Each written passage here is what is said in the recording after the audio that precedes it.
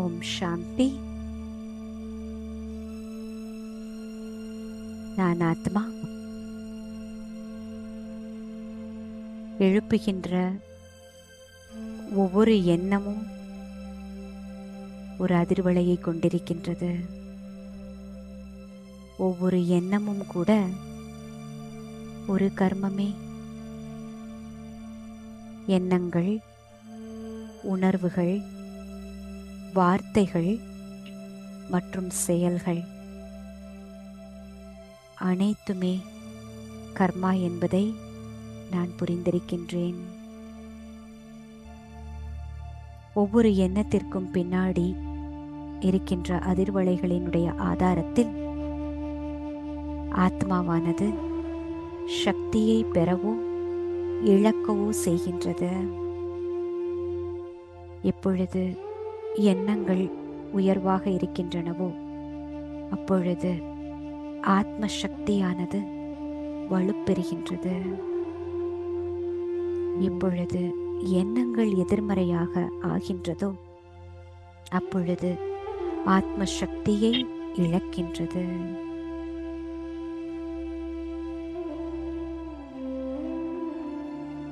தவறு மற்றவர்கள் செய்திருந்தாலும் அந்த தவறிற்கு எதிர்வினையாக இன்னொரு தவறின் மூலமாக கர்ம கணக்கானது முடிவதில்லை.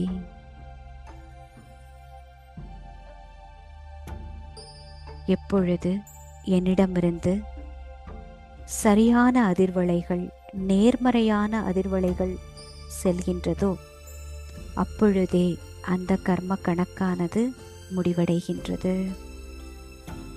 எனவே நான் ஆத்மா எந்த விதமான தீய ஆற்றலையும் அப்சார்ப் செய்ய மாட்டேன், பிரதிபலிக்க மாட்டேன். மாறாக அதிலிருந்து என்னை காத்துக்கொண்டு நேர்மறை ஆற்றலை எப்பொழுதும் கொடுப்பேன். இந்த கர்ம விதியை நான் ஆழமாக புரிந்திருக்கின்றேன்.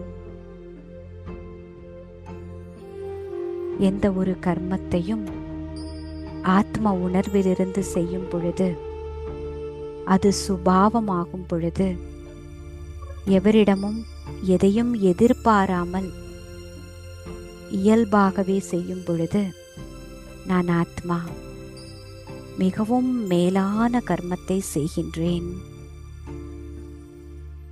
அந்த கர்மா என்னுடைய ஆத்ம வங்கியில் சேமிப்பாகின்றது. எந்த ஒரு கர்மாவிற்கும் பின்னால்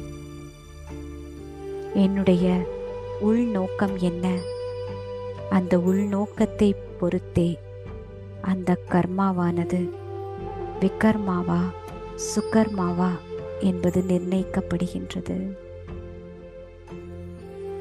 ஒவ்வொரு கர்மத்திற்கும் பின்னாடி இருக்கின்ற உள்நோக்கத்தை நான் அறிந்து சரியான கர்மத்தை செய்ய விளைகின்றேன்.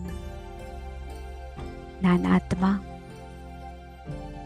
மிகவும் சக்திசாலியான ஆத்மா. ஆத்மாவினுடைய சக்திகளின் அடிப்படையில் ஒவ்வொரு கர்மத்தின் வினையையும் எதிர்கொண்டு அதை சரியான முறையில் முடித்து நான் ஆத்மா சம்பூர்ண தூய்மை அடைய வேண்டும் என்பதை எனது லட்சியமாக கொள்கின்றேன். ஓம் சாந்தி. ஓம் சாந்தி. ஓம் சாந்தி.